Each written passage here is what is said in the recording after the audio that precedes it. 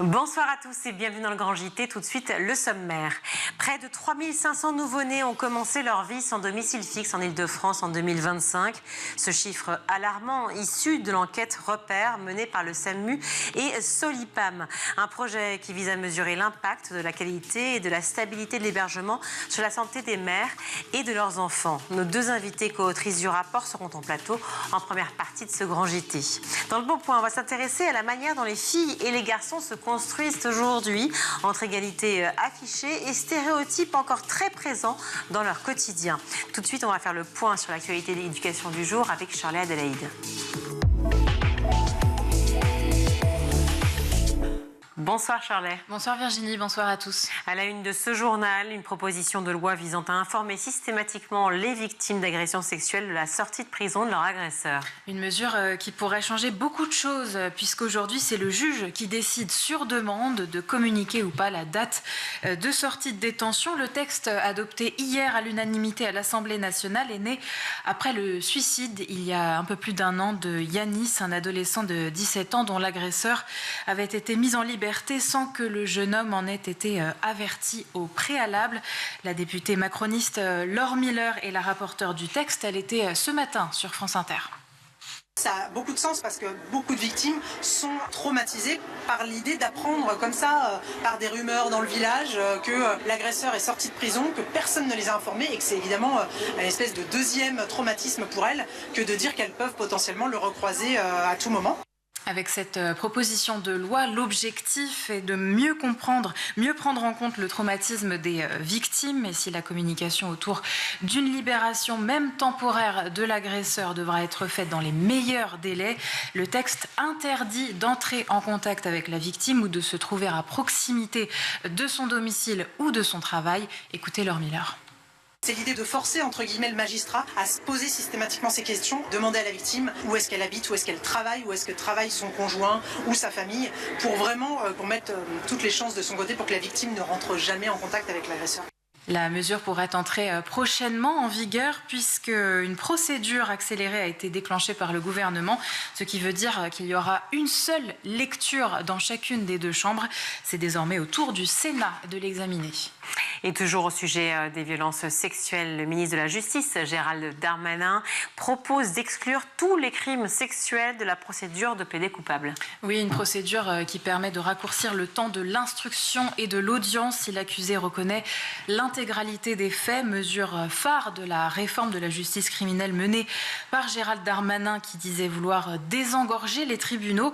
Elle était vivement critiquée par les avocats ainsi que les associations. Leur principal reproche, le plaider coupable porte atteinte selon eux aux droits de la défense et prive les victimes de viol d'un espace d'expression. Désormais, la procédure ne devrait concerner que les coups mortels et les braquages, crimes relevant aujourd'hui de la cour criminelle, a précisé le garde des Sceaux. On poursuit avec de nouveaux rebondissements dans le scandale du périscolaire parisien. Un animateur de 21 ans a été mis en examen, Charlotte. Il est soupçonné d'agression sexuelle sur 3 enfants de l'école maternelle Servant dans le 11e arrondissement de Paris. Une première plainte a été déposée en novembre dernier. L'animateur avait alors été suspendu par la mairie et dans la foulée de ce signalement, le parquet de Paris avait ouvert une enquête et confié les investigations au bureau à la brigade de protection des mineurs, puis une deuxième plainte en janvier, rapportant des faits qui se seraient déroulés cette fois-ci à l'automne dernier. Mis en examen il y a 2 semaines, l'animateur a été placé en détention provisoire et malgré la réactivité de la justice, Lola, mère d'élève, est consternée par la suite de l'histoire puisque, le mois dernier, c'est un cadre du périscolaire qui a été écarté pour une autre plainte. Ce qui est dramatique, c'est la deuxième histoire, en fait, parce que nous, on accumule que le directeur du périscolaire de notre école soit suspendu pour les mêmes raisons. C'est là où, en fait, on se dit, mais rien n'est fait, rien n'avance. Les prédateurs sont toujours là et c'est dramatique. Lola, donc mère d'élève de cette école maternelle Servant dans le 11e arrondissement. Et pour rappel, 78 animateurs ont déjà été suspendus à Paris depuis le début de l'année. Tout autre sujet, c'est l'heure du bilan pour l'uniforme à l'école. Un bilan mitigé selon les services de l'éducation nationale. Pas d'effet clairement identifié sur le harcèlement scolaire ni sur les résultats ou bien la motivation des élèves. Et si les chefs d'établissement disent constater un climat scolaire un peu meilleur, 2/3 des élèves déclarent ne pas aimer cette tenue unique qu'ils trouvent contraignante. Pour rappel, cette mesure avait été mise en place quand Gabriel Attal était ministre de l'Éducation nationale. Elle a été testée dans une centaine d'établissements scolaires en France depuis. Édouard Geffray, l'actuel ministre de l'Éducation, attend les résultats définitifs de cette étude menée par ses services avant de statuer sur une éventuelle pérennisation. On traverse l'Atlantique, direction l'Argentine à présent, à Buenos Aires, la capitale. Des manifestations ont eu lieu pour défendre l'université publique et gratuite. Depuis l'arrivée au pouvoir de Javier Milei, c'est presque la moitié du budget des universités qui a été réduit. Alors hier, pour la 4e fois en 2 ans, des dizaines de milliers d'Argentins se sont mobilisés pour faire entendre leur voix. Magdalena a 19 ans, elle est étudiante en mathématiques et elle était au micro de Théo Conscience sur RFI. Je trouve ça triste et dangereux que le gouvernement ne considère pas qu'il est important de financer l'université publique et de permettre aux enfants d'ouvriers de pouvoir faire des études. Quant aux enseignants qui ont vu leur salaire fortement réduit, c'est leur pouvoir d'achat qui en a pris un coup. Ça nous affecte énormément. Beaucoup d'enseignants vont dans le privé, changent de métier ou se mettent à travailler pour les applications de VTC. Ces 2 dernières années, la qualité de l'enseignement et la vie universitaire se sont détériorées comme jamais auparavant. Et pourtant, le Parlement argentin avait voté l'an dernier une augmentation du budget des universités, mais le président Javier Milei refuse de l'appliquer car il dit vouloir préserver l'équilibre des comptes publics. Dans ce JT, un chiffre, 1,14%, c'est le taux de fécondité en Italie, c'est le taux le plus bas du monde. Oui, chiffre révélé par l'ONG Save the Children dans son dernier rapport. Plusieurs freins à la maternité dans ce pays voisin et notamment une précarité des femmes pendant la vingtaine qui se mettent donc à avoir des enfants à partir de 31 ans, c'est l'âge moyen, versus 29 ans par exemple pour la France. Il faut savoir que l'Italie a l'un des taux de NEET, c'est-à-dire les jeunes sans emploi ni formation les plus élevés d'Europe. Autre problème, comme dans de nombreux pays, le fait de devoir sacrifier une partie de sa carrière quand on est une femme et qu'on va avoir un enfant, puisque la société estime qu'il est toujours à la charge de la mère de prendre soin de la famille. L'ONG Save the Children plaide donc pour une amélioration des politiques publiques italiennes et réclame un congé parental plus paritaire, puisqu'il est de 5 mois pour les mères actuellement et de 10 jours pour les pères. L'ONG réclame également plus de crèches abordables et un travail de sensibilisation auprès des entreprises. On revient en France avec, depuis hier, le Festival de Cannes qui a démarré. Et ce soir, c'est un film particulier qui est présenté hors compétition, un film sorti aujourd'hui en salle. Oui, L'abandon de Vincent Garinck, un film qui retrace l'engrenage qui a mené à l'assassinat du professeur d'histoire-géographie Samuel Paty par un terroriste islamiste. Avec Antoine Reinhardt et Emmanuel Berco dans les rôles principaux, on y suit les derniers jours de Samuel Paty, les 11 derniers jours, depuis le mensonge d'une élève à l'assassinat de ce professeur devant son établissement. On regarde la bande-annonce. J'ai jamais rêvé d'être un héros. Mais que mes cours éveillent une vocation, ça oui, j'avoue que j'en ai rêvé.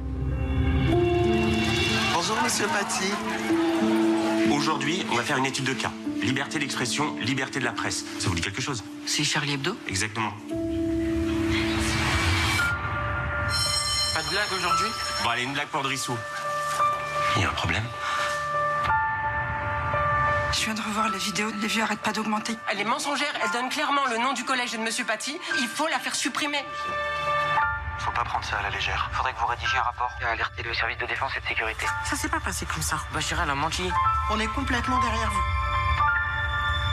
Tous les jours, je reçois des coups de fil de menaces à la loge. Vu le contexte, tu nous mets tous en danger. Je peux quand même dire quelque chose parce que visiblement ça tourne à mon procès. Je pense que ce serait bon de faire un bloc autour de lui. S'ils ont un couteau, je fais quoi? Bon, il n'y a aucune raison de paniquer.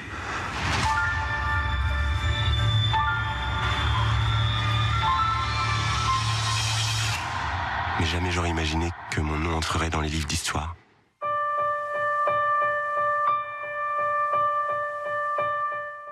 Inspiré du livre de Stéphane Simon, Les derniers jours de Samuel Paty, ce film permet de comprendre la bascule dans l'horreur à travers la mécanique de la rumeur notamment. L'œuvre a par ailleurs été supervisée par l'une des sœurs de Samuel Paty, Michaëlle Paty, qui souhaite que ce film ait une visée pédagogique. Elle était ce matin au micro d'Apolline de Malherbe. Je pense que le film L'Abandon a quelque part une forme de mission derrière elle, c'est-à-dire d'éveiller les consciences.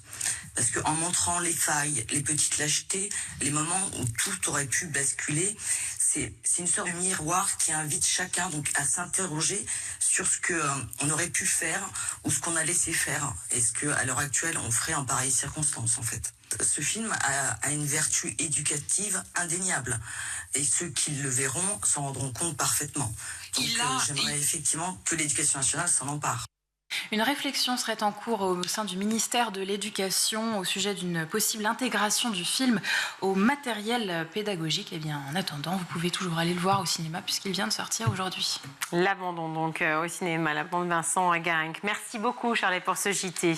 C'est un chiffre qui fait froid dans le dos. Environ 3500 nouveau-nés ont commencé leur vie sans domicile fixe en Ile-de-France en 2025. Ce chiffre, eh bien, c'est l'un des premiers enseignements de l'étude Repère porté par le SAMU social de Paris, également le SOLIPAM, le réseau de coordination médico-sociale périnatale en Ile-de-France. Alors une enquête parue donc le 23 mars dernier et l'une des rares études françaises aussi a documenté de manière approfondie cette période périnatale chez 605 femmes en situation de grande précarité. On en parle tout de suite. Et pour en parler, je suis ravie d'être avec Lison Rambière, par visio. Bonjour Lison.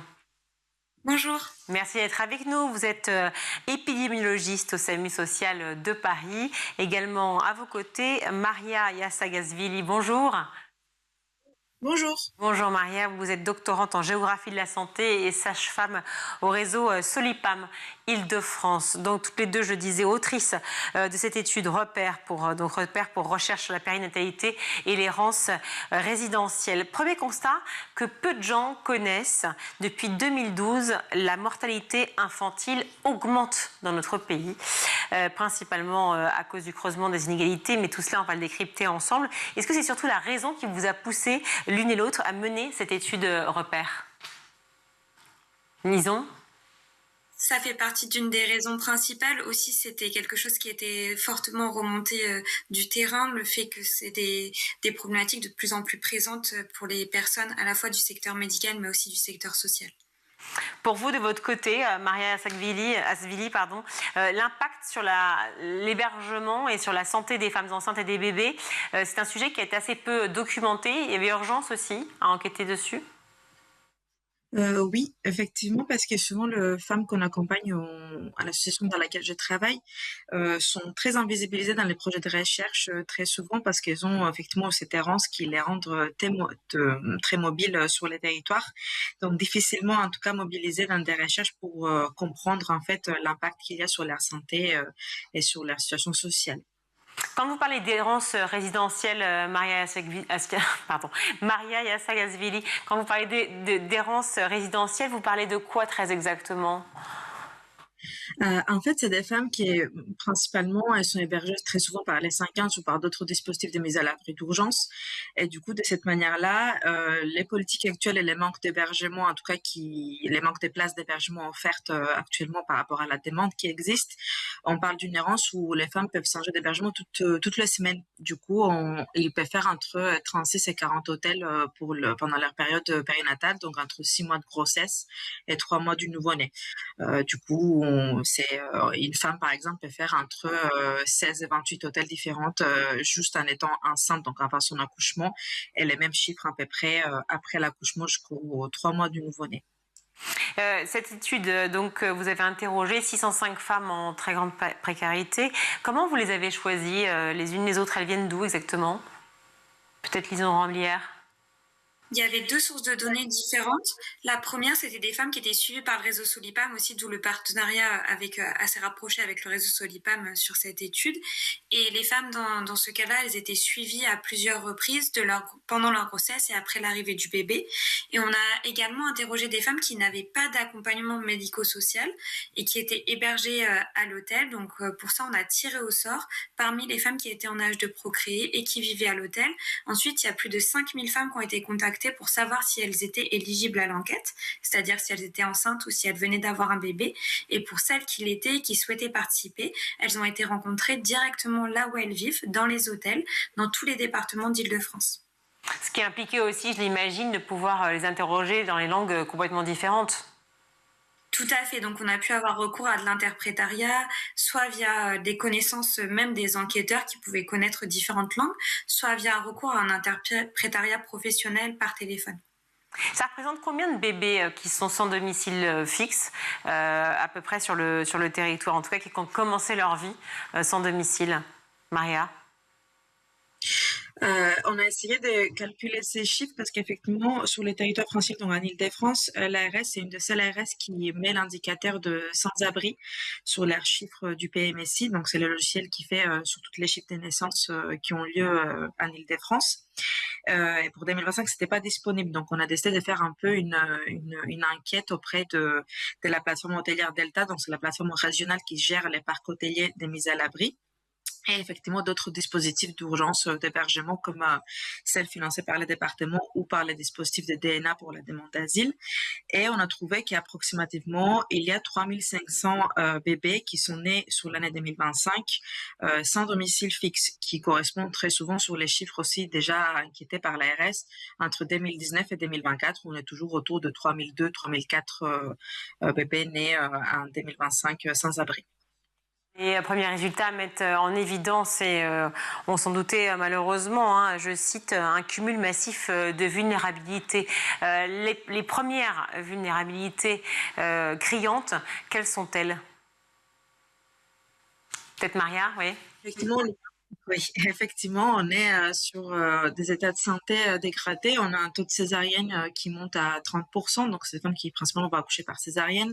On a aussi un petit poids de naissance aussi beaucoup plus haut qui est la moyenne nationale. Et effectivement, on a aussi des indicateurs en santé psychique très dégradés, avec à peu près 40% d'états anxieux, de stress post-traumatique et d'états dépressifs aussi par rapport à la moyenne générale au niveau de la population nationale.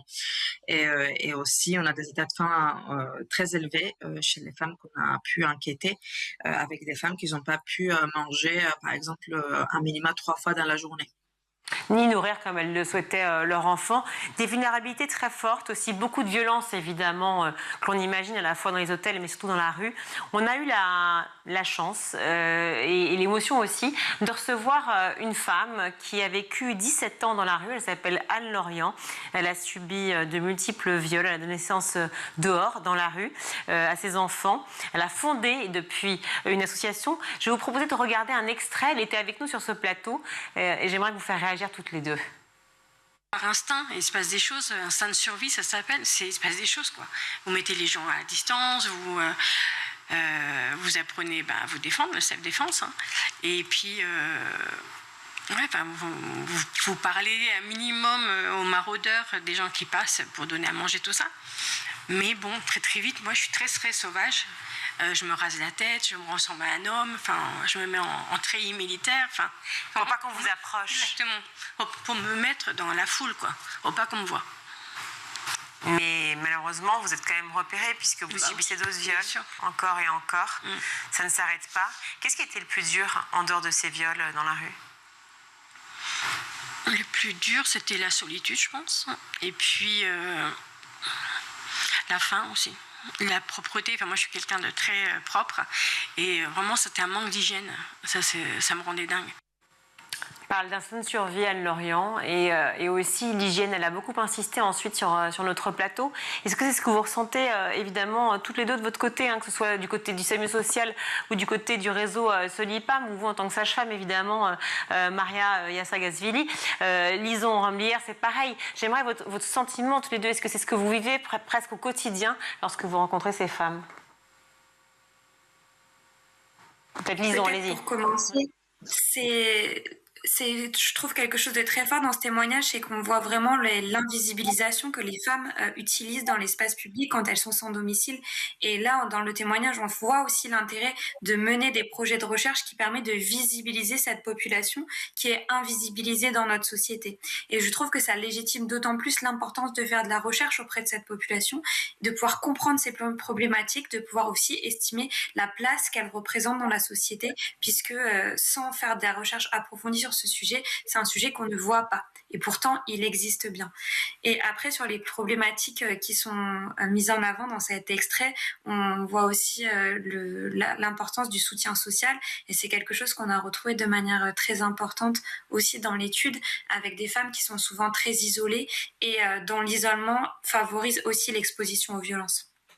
Oui, un isolement extrêmement fort. D'ailleurs, elle le dit, Anne-Laurian, elle dit « Je faisais tout pour m'isoler au maximum, pour me protéger ». Mais finalement, cet isolement poussait aux violences. Maria, vous avez aussi ces mêmes témoignages de votre côté? Effectivement, les femmes qui sont en situation de précarité, elles sont beaucoup plus susceptibles d'être victimes de violences physiques, sexuelles ou autres types de violences psychologiques et verbales. Il y a déjà eu des enquêtes qui ont montré ça, donc comme l'enquête des Saphirs qui a montré que les femmes hébergées en hôtel social ou sans hébergement, elles ont eu un taux de vécu de violence beaucoup plus haut que d'autres femmes socialement stables. Mais effectivement, les femmes décrivent très souvent cette situation quand elles ont les règles ou en tout cas les postpartum à la rue sans hébergement, c'est hyper compliqué. Ou en tout cas même les questions d'hygiène en fait sont pas facilement en tout cas abordées aussi parce que souvent le priorité de ces femmes c'est où elles vont dormir, donc ça vient un peu secondaire sur la discussion qu'on peut avoir quand on est à l'association. Mais effectivement il y a eu des témoignages de femmes dans cette enquête aussi qui nous ont dit même à l'hôtel c'est très compliqué quand les sanitaires c'est pas dans les mêmes étages, du coup où elle va laisser son bébé pour qu'elle puisse prendre sa douche, souvent les douches qui sont utilisées par tout le monde, donc les niveaux de la propreté aussi c'est pas vraiment les niveaux qu'il faut pour un bébé ni pour elle-même en fait quand elle souffre par exemple d'une infection. Donc effectivement oui, les témoignages montrent très bien à quel point en fait d'être une femme à la rue c'est beaucoup plus compliqué qu'autre chose. Et puis c'est comme si finalement on prenait soin des femmes qui avaient un domicile et pas du tout des autres, puisque en 2019 il y a eu quand même la mise en place de la politique nationale des 1000 premiers jours qui reconnaissait l'importance justement déterminante de cette période pour la santé et le développement de l'enfant. Là on voit bien que les enfants, eh bien, lorsque malheureusement ils se retrouvent sans domicile, ne sont pas du tout pris comme dont le soin n'a pas été pris comme il le fallait. Maria. Non, effectivement. Il y a eu cette politique des 1000 premiers jours, mais qui n'est pas forcément appliquée de la manière qu'il faut pour ces publics-là. De toute façon, il y a eu déjà des critères de priorisation concernant l'hébergement et l'accès à une place d'hébergement où les femmes sont prioritaires à partir du 6 mois de grossesse jusqu'aux 3 mois du nouveau-né, donc pas du tout les 1000 premiers jours de la vie d'un enfant qui en fait sont pris par le moment de la conception jusqu'aux 2 ans de l'enfant. Et du coup, effectivement, c'est pas du tout respecté dans pas mal de situations. Et c'est ce qu'on aimerait nous aussi mettre en avant, qu'en fait, cette période c'est très important. Et en fait, il faut que dans cette période-là, la madame ou les couples avec l'enfant soient hébergés de manière stable pour qu'ils puissent investir dans un parcours de soins pour madame et son bébé.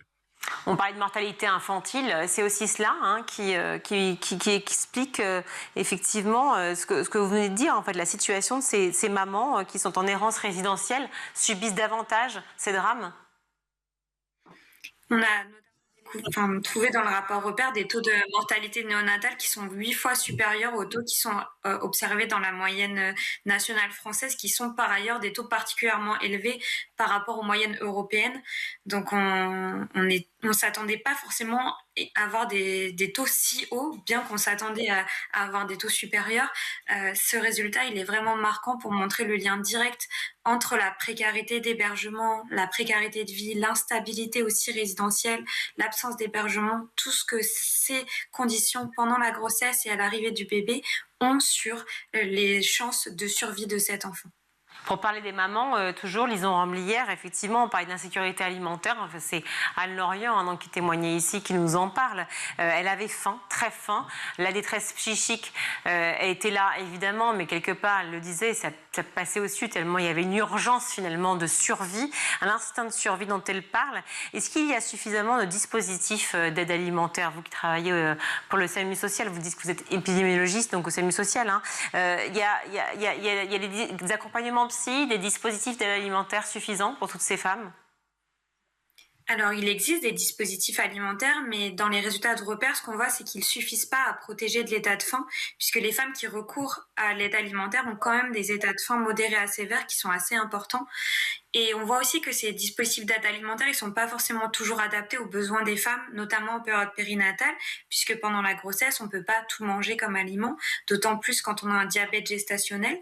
Et quand c'est des diabètes gestationnels, ils ne peuvent pas être régulés par l'alimentation, ils deviennent des diabètes gestationnels insulinodépendants. Ça veut dire qu'on a besoin de piqûres d'insuline de manière récurrente pour stabiliser ce diabète. Et ça nécessite aussi des conditions de stockage, des conditions d'hébergement qui sont particulières. Et donc, sur toute l'alimentation, il y a beaucoup de dispositifs existants, en tout cas sur la région Île-de-France, parisienne, mais ils ne suffisent pas aux besoins actuels pour la population en situation de précarité. Oui, d'autant qu'effectivement, il y a une énorme inégalité en fonction des territoires. Les femmes sans domicile ne sont pas que dans l'Île-de-France. Comment se situe, quelle est la situation ailleurs, dans les autres régions ?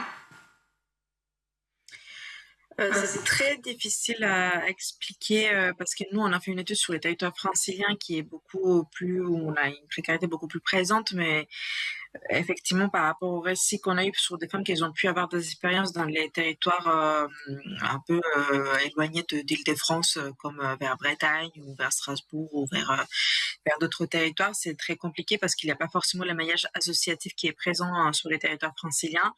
Du coup, pas mal de personnes vont revenir vers Île-de-France parce qu'effectivement, ici, ils peuvent trouver plus facilement accès aux associations et aux aides, aides alimentaires, d'accompagnement social, tout qui va avec, et effectivement aussi une présence d'une certaine communauté. C'est vrai qu'on se pose la question toujours de cette chance qu'on a, nous, ici en France, de pouvoir se faire soigner gratuitement, de l'accès aux soins qui est gratuit pour tous. Pour autant, on le voit bien, ces femmes-là n'y arrivent pas, faute justement d'adresse, faute de domicile. Ce rapport, cette enquête que vous avez faite, elle sert à cela aussi, à inspirer des politiques publiques ? Tout à fait. Dans ce rapport-là, on a également fait des recommandations qui sont disponibles à la fin du rapport et qui s'adressent à la fois aux politiques de santé, mais aussi aux politiques plutôt du social. Et l'idée, c'est de pouvoir avancer sur ces politiques-là et pouvoir proposer des solutions concrètes pour améliorer la situation. L'importance du repérage aussi de ces femmes, peut-être Maria Yassagashvili. Oui. Effectivement, c'est très important de pouvoir faire un repérage précoce pour qu'on puisse mieux accompagner ce public. Il y a de plus en plus de dispositifs qui sont mis en place pour ça et pour faire un meilleur accompagnement plus personnalisé, comme par exemple les unités d'accompagnement personnalisées au centre de maternité, où vous avez des équipes pluridisciplinaires pour mieux accompagner ces publics. Mais il y a déjà plusieurs assos qui essayent de plus en plus à repérer plus rapidement pour une prise en charge plus complète et rapide. Cette étude, elle a quelle vocation? On le disait, inspirer des politiques publiques, mais vous appelez à quoi précisément? Est-ce qu'il y a par exemple une ou deux mesures ou trois très fortes qui pourraient être mises en place tout de suite? Je pense qu'une des premières à mettre en avant, c'est la politique des 1000 premiers jours, qu'elle soit aussi associé aux politiques sociales d'hébergement, puisque comme le disait Maria, il y a une décorrélation entre les politiques d'hébergement actuelles qui priorisent les femmes du 6e mois de grossesse au 3e mois de vie de l'enfant et les politiques de santé publique qui, elles, prônent une protection des femmes et des bébés de la conception jusqu'aux 2 ans de vie de l'enfant à minima. Et donc, une des premières mesures qu'on aimerait porter, ça serait de pouvoir aligner ces politiques d'hébergement aux politiques de santé publique. Deuxième mesure peut-être pour vous, Maria? Effectivement, on demande aussi un accès plus facile aux soins non discriminatoires et adaptés pour ces personnes. Du coup, essayer de diminuer les refus de soins ou les difficultés en tout cas qui peuvent y avoir pour accéder aux soins, comme par exemple les délais de carence pour une couverture maladie, ou aussi pour mieux former les équipes et les sensibiliser sur les publics précaires. Comme ça, les femmes elles vont être aussi plus en confiance avec les professionnels. Du coup, le parcours de soins va être plus engagé et sans interruption. Parce qu'en fait, il y a aussi un volet très important, ces parcours de vie. Ce n'est pas qu'une situation de drame où on se retrouve du jour au lendemain à la rue. C'est un parcours de vie aussi fait de violence, fait peut-être de frustration, d'exil aussi. Un chiffre, 60% des femmes interrogées ont subi des mutilations génitales et 48% ont été mariées de force. C'est un impact aussi énorme en fonction du public. Maria? Oui, effectivement, c'est un très grand impact. C'est des femmes qui ont vécu de multiples traumatismes et effectivement, en fait, elles vont aussi avoir leur lot de violence au pays d'accueil. Donc là, c'est la France. Et effectivement, ça les fragilise encore plus psychologiquement et physiquement. Du coup, c'est des fois des solliciter de l'aide et demander aussi un suivi médical, c'est pas aussi simple pour les personnes. Et du coup, il faut aussi créer les circonstances et les conditions pour qu'il puisse y avoir aussi ces liens de confiance et de professionnels aussi avec les soignants ou des travailleurs sociaux qui peuvent les accompagner. Du coup, c'est important aussi les questions de formation et sensibilisation de professionnels du médico-social. Anne Lorient le disait, le pire dans l'histoire, c'est qu'évidemment, il y a beaucoup de gens formidables qui essaient de vous aider, et c'est votre cas, effectivement, avec le réseau Solipam, avec bien entendu le SAMU social, en l'occurrence de Paris, et toutes ces associations qui sont là pour aider. Mais en fait, on a une forme de repli, on a peur, on est terrifié. Ces femmes sont dans la rue, elles ont faim, elles ont peur, elles sont violentées face à l'agression permanente. Comment faire aussi pour qu'elles puissent, approcher de près ces associations et enfin trouver une aide. On l'a dit, Anne Lorient, 17 ans dans la rue avant de trouver quelqu'un qui finalement a pu l'aider. Je pense qu'il y a plusieurs choses qui sont importantes. Le premier, ça va être pouvoir aller vers la personne, pas attendre qu'elle vienne à nous. Le deuxième, c'est pouvoir apporter une écoute bienveillante et accepter la parole de l'autre, même si parfois elle est difficile, même si c'est pas forcément ce que nous on attendrait. Et le troisième point, c'est que notre temporalité ne correspond pas forcément à la temporalité des personnes concernées. Peut-être que la personne, on peut lui tendre la main à ce moment-là, mais ce n'est peut-être pas le bon moment. Et le rôle, je pense, de chaque professionnel qui veut accompagner ces femmes, c'est de retendre la main encore et encore jusqu'à ce que ce soit le moment pour cette femme de pouvoir la saisir. Merci beaucoup à toutes les deux d'avoir participé au Grand JT. Je rappelle donc vos titres. Maria Yasagasvili, vous êtes doctorante en géographie de la santé et sage-femme pour le réseau Solipam Île-de-France. Lison Ramblière, merci également d'avoir participé au Grand JT. Vous êtes épidémiologiste au SAMU social de Paris. Évidemment, on salue toutes les équipes qui sont à vos côtés et qui aident ces femmes et ces enfants qui ont besoin d'un regard doux et bienveillant, évidemment d'aide aussi. Merci à vous. On marque une courte pause dans le Grand JT. On se retrouve. Merci à vous. On se retrouve tout de suite.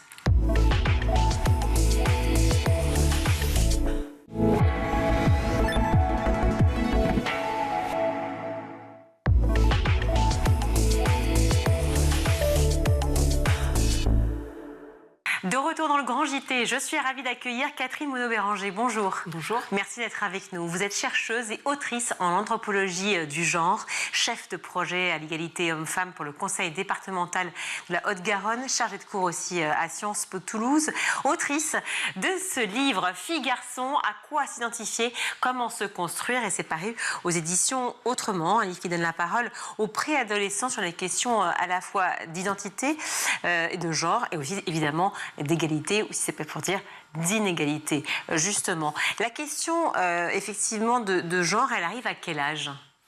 Alors le genre, c'est tout au long de la vie, c'est même avant la naissance, c'est dès le projet de naissance des parents qui se projettent. Oui, ça se traduit par une assignation, c'est-à-dire que on veut savoir le sexe de son enfant pour se projeter en tant que père, en tant que mère, avec un bébé fille, un bébé garçon.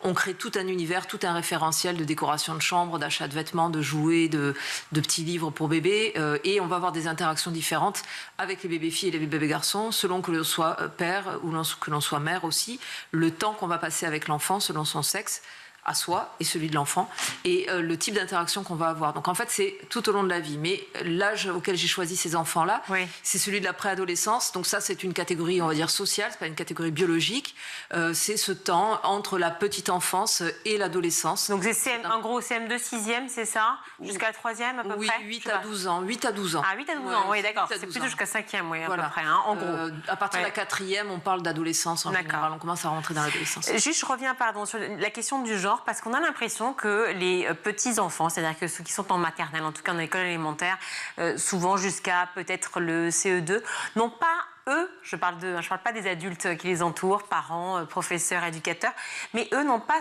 cette notion de genre en fait.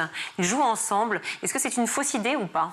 Alors, ils jouent ensemble et ils ont une très forte intériorisation du genre malgré tout. C'est-à-dire que oui, effectivement, jusqu'au CE2, on voit les enfants, filles et garçons, jouer ensemble à des jeux type trap-trap, etc. Beaucoup d'interactions filles-garçons.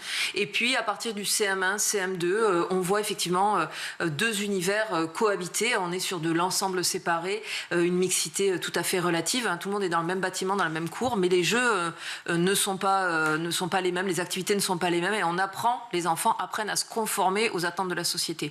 Pour autant, même les plus petits savent très bien leur identité de genre et savent par tous les supports culturels, toutes les interactions de leur quotidien, dans la famille, avec les copains, qu'ils sont une fille ou qu'ils sont une fille. Oui, c'est ça, les supports culturels et tout ce qui les entoure finalement. Hein, c'est tout ce qu'il y a autour d'eux qui fait qu'ils vivent cette assignation dont vous parlez et qui crée des stéréotypes. Tous les dessins animés, tous les contenus culturels, les livres, les exercices en classe avec comment on met en scène la famille à l'intérieur des exercices de maths ou des exercices d'anglais. Tout leur dit ce qu'un homme fait, ce qu'une femme fait et la place de chacun dans la société. Alors comment justement ça les construit ces stéréotypes de genre très tôt justement à la préadolescence? Alors, ils sont dans une espèce d'ambivalence, d'ambiguïté entre un discours démocratique, républicain, égalitaire qu'ils maîtrisent en général. Les filles et les garçons, ils ont le droit de faire les mêmes choses, particulièrement les filles. Les filles ont un peu plus droit que les garçons de faire ce qu'elles veulent, en réalité, sur ce qui est des activités, des métiers, des sports. Un garçon, par contre, qui ferait de la danse, un garçon qui ferait un métier féminin, tout de suite, chez les garçons, ça pose plus de problèmes. Les filles sont en général beaucoup plus tolérantes et voient la question de l'égalité dans les deux sens, pas seulement du monde des filles vers les garçons, mais aussi des garçons vers le monde des filles.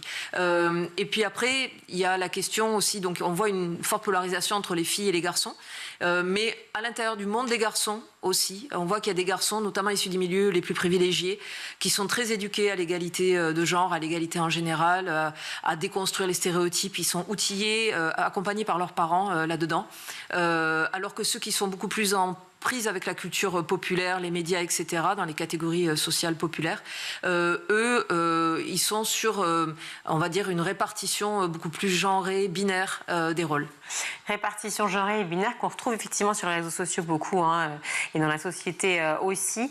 Votre livre d'ailleurs commence par ce constat très fort, une libération de la parole très forte au sein des familles, au sein de l'école. On l'a vu avec les cours d'Evars évidemment, alors quand ils sont donnés, ça c'est un vrai sujet aussi, on en parlera.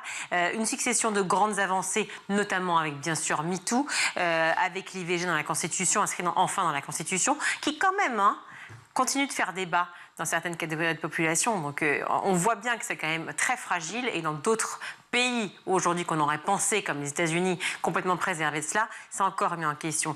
Des féminicides, malheureusement, qui continuent d'exister. Et pourtant, vous enchaînez immédiatement avec, malgré toutes ces grandes avancées, avec une série de chiffres alarmants sur les violences, les inégalités salariales qui persistent en T+, ainsi que les violences sexistes. Comment expliquer cela? Alors, c'est cette fameuse ambivalence, c'est que d'abord, toutes les catégories sociales n'ont pas intériorisés et ne sont pas exposés de la même manière au discours sur l'égalité, ne sont pas outillés de la même manière. Et puis, c'est sociétal. Les droits des femmes sont menacés très régulièrement. Dès qu'il y a une crise, c'est Simone de Beauvoir qui le disait, dès qu'il y aura une crise, vos droits seront remis en question. Et on le voit dans beaucoup de pays d'Europe. Et donc, on voit tout un pan de discours qu'on appelle masculiniste qui explose sur les réseaux sociaux, qui ne touche pas que les jeunes, qui touche aussi les hommes adultes. Et on voit des radicalisations masculinistes chez les trentenaires et les quadragénaires.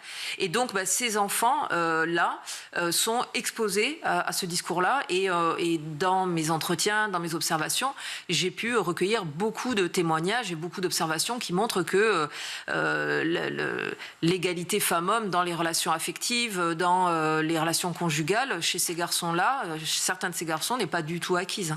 Vous parlez justement des catégories et des générations, des 30-quarantenaires. Est-ce que ce n'est pas aussi les quadras et puis les générations d'avant qui sont complètement encore dans ce système, dans cette culture finalement du masculinisme, ou sinon en tout cas patriarcale, qu'on connaît trop bien, malheureusement, et qui ont du mal.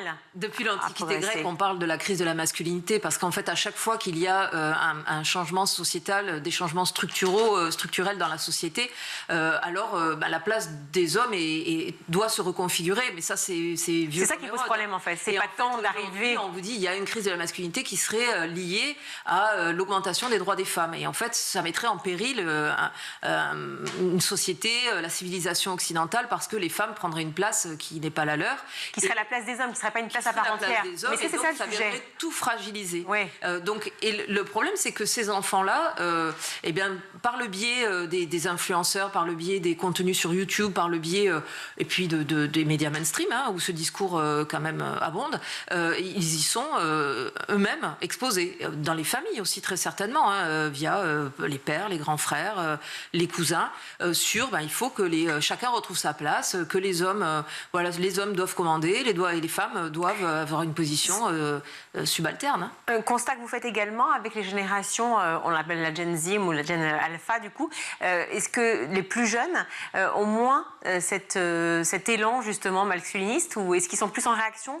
Comment vous le ressentez? On a l'impression qu'à la fois les réseaux sociaux et l'arrivée d'Internet a ouvert au contraire des perspectives énormes, a permis à des tas de jeunes de pouvoir voir ce qui se passait aussi ailleurs, et en même temps, évidemment, toujours ces radicalisations.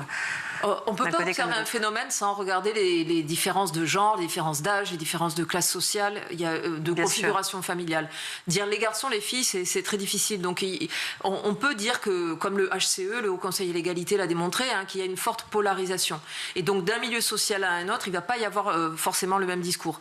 Et le fait d'appartenir à la Gen Z ou à la génération Alpha, pour ceux que j'ai interviewés, ça n'est pas un totem d'immunité concernant l'égalité. Au contraire, on voit des discours, comme je disais, très radicaux sur ces questions-là. Avec moi, des enfants, des garçons de 10 ans, dans une école de milieu rural, tout à fait lambda, m'expliquant que les filles, non, il ne faudrait pas qu'elles aient eu déjà des relations sexuelles avant leur mariage, que le jour où elles seraient avec eux, il faudra qu'elles portent leur jupe à telle taille, à telle hauteur. Il avait quel âge cet enfant? Ils avaient 10 ans. Qu'il faut irer le téléphone parce que c'est normal, qu'il mettrait un AirTag dans les affaires pour savoir... Et, vous voyez, on est sur des choses où on est...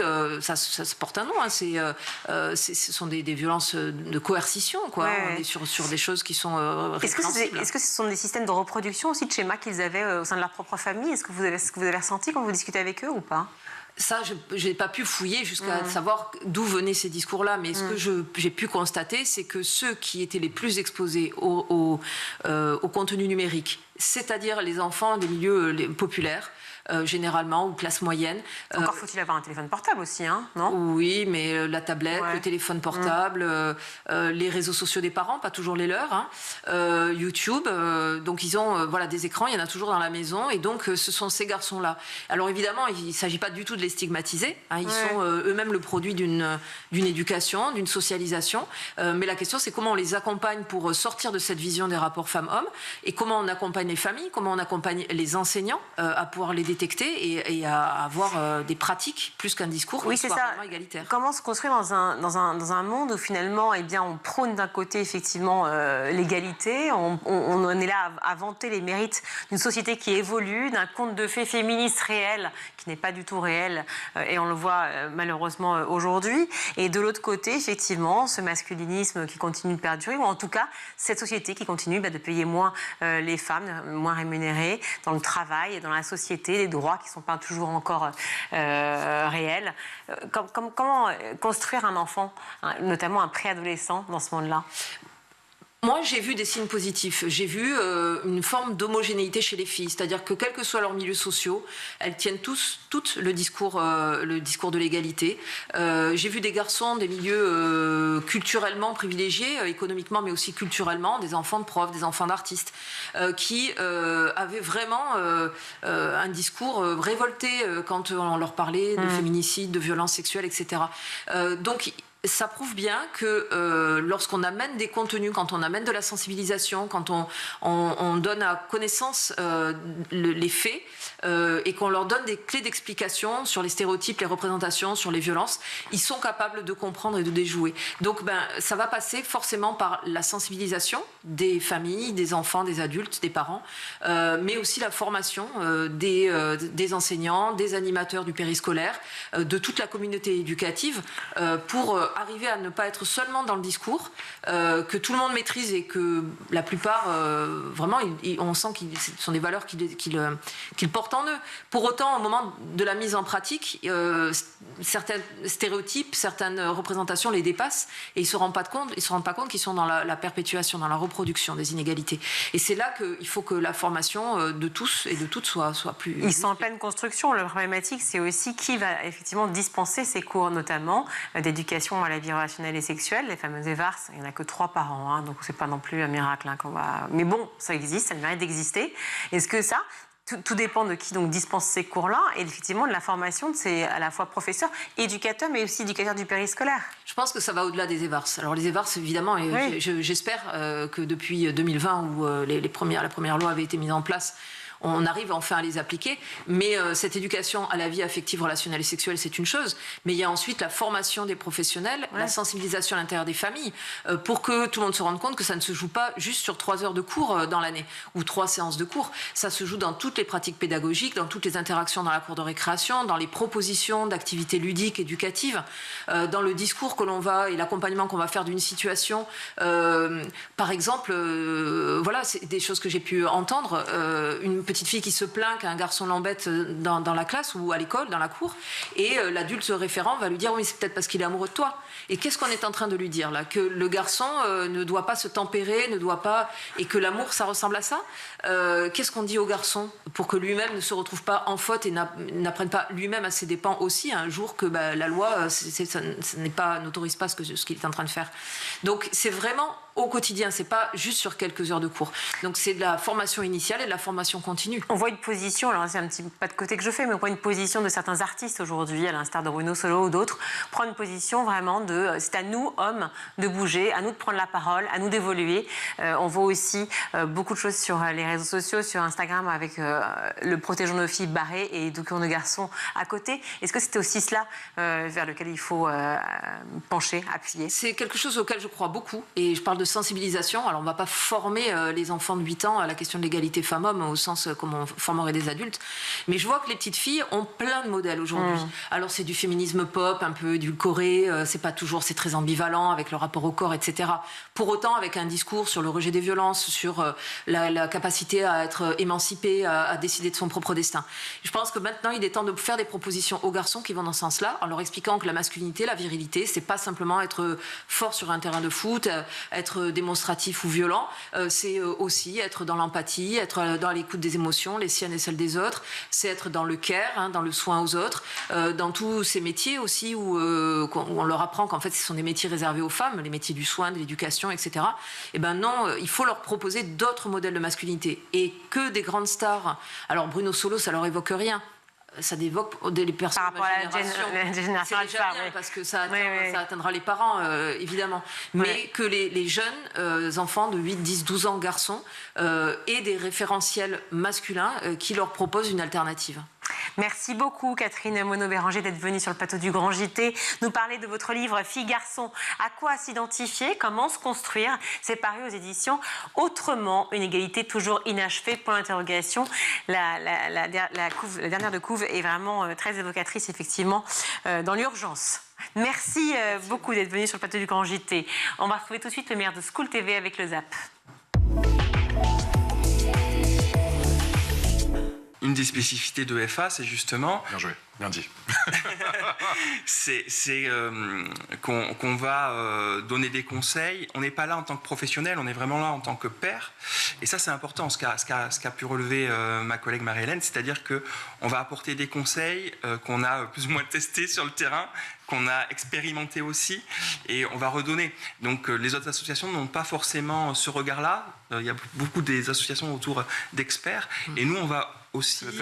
qui est essentiellement qui est que des parents adoptants, c'est ça qui fait la différence ? Pas que des parents. On a aussi des adoptés. Ah, ok. Et voilà, donc on a des parents adoptés, des adoptés et des postulants à l'adoption. Donc on a vraiment, aujourd'hui, on va dire un panel de personnes qui est regroupé dans FA, qui représente toutes les familles. D'accord. Et on a même aujourd'hui quelques grands-parents. Oui, et on a la famille élargie. La famille élargie. Et quelle est l'ampleur de votre réseau en France, qu'on comprenne bien ? Effectivement, je ne sais pas qui veut y aller. Alors FA, on est un peu sur tout le territoire, puisqu'on est un bon maillage, ouais, sur tout le à territoire. fait. Ouais. On a à peu près plus de 80 associations départementales. D'accord. En métropole, mais aussi dans les départements d'outre-mer, tout à fait. D'accord. Moi, j'avais 92 associations locales, mais ça aussi, c'est ça ? C'est ça, c'est-à-dire qu'en fait, il y a des associations qui couvrent 2 départements. Tout à fait. Donc, ça dépend si on compte en nombre de départements, c'est 92, ou si on compte en nombre de structures juridiques. Systex, c'est une association. On a commencé en 2018. On a une mission qui est assez simple. On veut accompagner des femmes réfugiées dans leur insertion professionnelle. Et notre angle un peu spécifique, c'est l'angle de la tech. Donc quand je dis la tech, on va avoir des programmes de découverte, de formation et d'accompagnement vers les métiers de la data, de la cybersécurité, de l'analyse de données, du développement web. Et comment ça a commencé ? Ça a commencé avec une petite cohorte de 12 femmes à Paris en 2018. Et maintenant, on opère en France, en Grèce et en Italie. Et on accompagne environ 220 femmes par an. Alors, qu'est-ce qui bloque aujourd'hui, malheureusement, dans l'intégration des femmes réfugiées, et plus particulièrement donc, sur le marché de la tech, puisque c'est votre spécialité ? Oui, il y a plusieurs facteurs. Je dirais que le premier, c'est la barrière de la langue. Le français n'est pas une langue simple à apprendre. Fréwini pourra en témoigner. Donc voilà, même avec beaucoup d'énergie et beaucoup de sérieux, c'est une langue qui est compliquée à apprendre. Il y a aussi le problème de la non-reconnaissance des diplômes. Ce sont des femmes qui arrivent avec des compétences, avec des expériences incroyables. Mais quand elles arrivent en France, c'est beaucoup plus dur de valoriser ces expériences. Il y a aussi parfois la charge familiale dont elles doivent souvent s'occuper seules. Et donc tout ça, ça fait des facteurs qui font que même si elles ont des compétences, de la volonté, de la résilience, l'accès au marché du travail est un peu compliqué. Et je pense qu'il y a aussi une double discrimination, le fait d'être une femme, le fait d'être une personne étrangère, qui fait que voilà, c'est toujours un peu compliqué. Mais justement, nous, nos programmes chez Systex, c'est d'essayer autant que faire se peut, de lever ces barrières et de créer les conditions pour qu'elles puissent accéder au métier de la tech. Comment on se prépare ? Quelles sont les questions qui reviennent le plus souvent chez les primo-arrivants, si je puis dire, en tout cas les nouveaux arrivants ? La première question, c'est est-ce qu'il est possible d'adopter en France ? Voilà, la seconde question, c'est... Ça, la réponse est oui. Oui. Oui, à condition, sous réserve, que on passe de l'enfant... fantasmé, de l'enfant rêvé à l'enfant réel. Et ça, c'est le rôle, évidemment, du travailleur social lors de l'agrément, la procédure d'agrément, parce que vous savez que nous sommes les seuls parents à qui on dessert un diplôme de bons parents. Je sais pas, on est bons parents. Ça, ouais. Moi, j'aurais pu mettre mon badge, et Sébastien aussi. C'est-à-dire que nous avons un agrément, et ça dure 9 mois d'investigation par l'aide sociale à l'enfance, avec des travailleurs sociaux, des psychologues, qui vont venir vous poser des questions et qui vont venir chez vous.